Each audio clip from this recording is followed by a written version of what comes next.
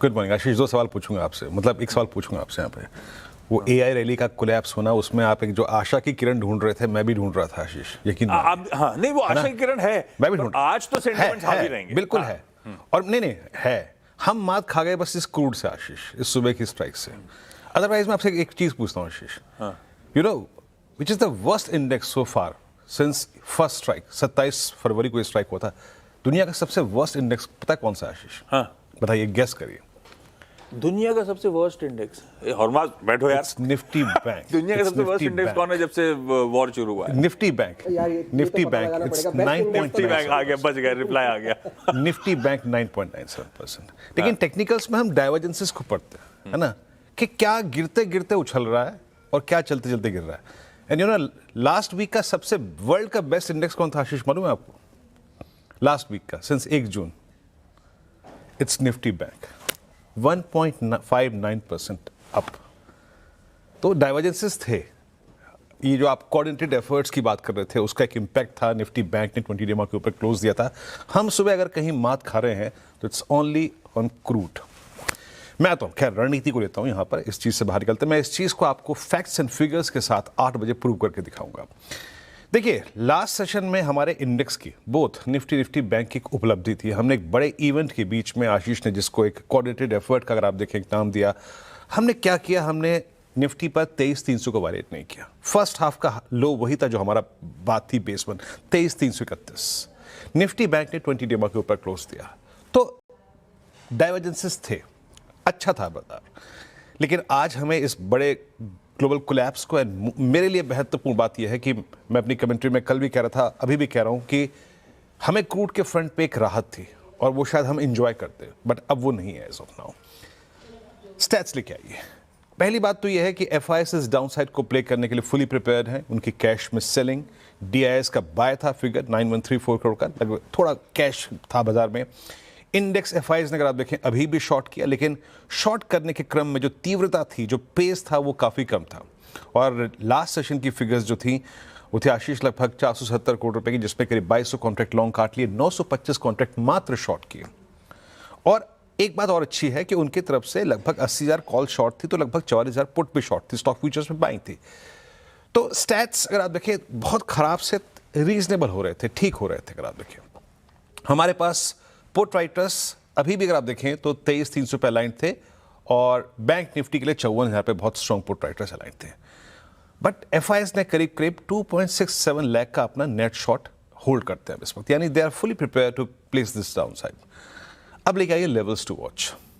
सीधे लेवल्स रखिएगा, मैं अपनी कमेंट्री को बहुत लंबा नहीं रखूंगा आज। देखिए, हमारे लिए वीकली और मंथली कॉन्ट्रैक्ट पे, एंड मोस्ट स्पेशली दैट 8 अप्रैल का lower as persist eight 23123, 23,123।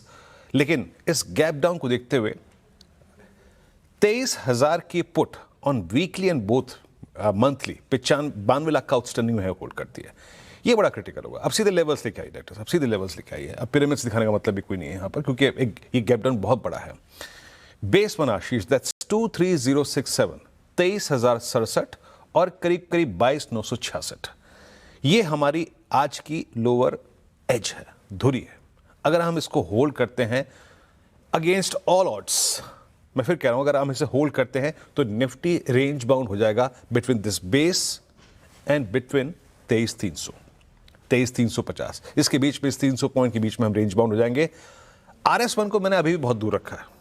RS1 मैं इस गैप डाउन को यहां पे ट्रीट नहीं कर रहा हूं उसमें। RS1 स्टिल परसिस्ट एट 10 डेमा and the heaviest call writers and 20 डेमा।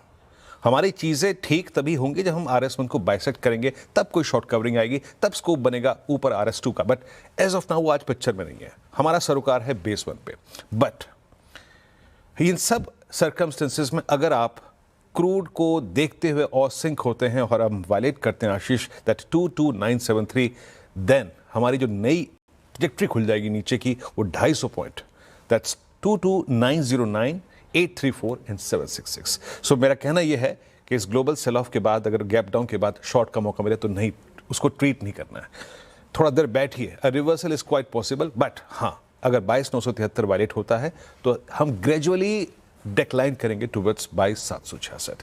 निफ्टी बैंक मैं निफ्टी बैंक को आज गैप डाउन में शॉर्ट करने के मूड में बिल्कुल नहीं था। मैं कमेंट्री वही लिख के लाया था, अब मैंने कमेंट्री लिखी भी नहीं है, मैं सिर्फ लेवल मेंशन कर रहा हूं। मैं बैंक निफ्टी को किसी भी सर्कमस्टेंसेस में इस बड़े गैप डाउन में 53,700 53,500 के ऊपर जब तक ये रहता शॉर्ट करने के मूड में नहीं था। बहुत स्ट्रांग पुट राइटिंग थी 54,000, खैर उससे तो हमारा सरोकार है ही नहीं। हम 20 डेमा के ऊपर क्लोज हुए थे, 54,000 एक स्ट्रांग पुट राइटर्स बेस था। बेस स्क्रीन पर रखिएगा। मैं फिर कह रहा हूं a small drift below base 1 possible है, क्योंकि क्रूड अगर आप देखें तेज है, क्रूड में ऑलमोस्ट 95-96 की ट्रैजेक्टरी देख रहे हैं आशीष। बैंक निफ्टी माइट भी अगर आप देखें इंटरडे कोलैप्स देगा टुवर्ड्स मेरे ख्याल से 53,871 वायलेट हुआ तो शायद हमें 53,500 मिले, 531, 341। पर आशीष मैं बैंक निफ्टी पे अभी शॉर्ट जाने में थोड़ा सा परहेज करूंगा। मैं बैंक निफ्टी पे शॉर्ट जाने का मन तब बनाऊंगा जब फाइनली आप 531 या फिर 341 को ऑन डेली चार्ट्स वॉलेट कर देंगे। In that case scope towards 52,710 which is May low और फर्दर डाउनसाइड टुवर्ड्स 52,500 खुलेगा।